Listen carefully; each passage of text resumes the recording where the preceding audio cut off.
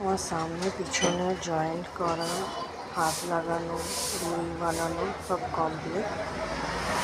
সাইডটা জয়েন করে ফিটিংস দিয়ে লটকনটা লাগিয়ে আর গলার পটিটা লাগিয়ে নিলে আমার হয়ে যাবে।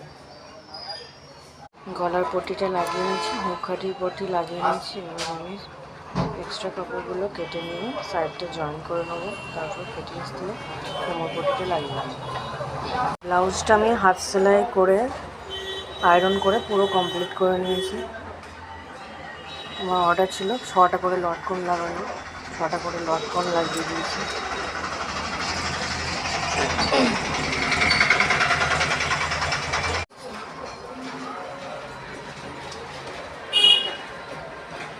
এটা আমার পিছনের সাইডটা।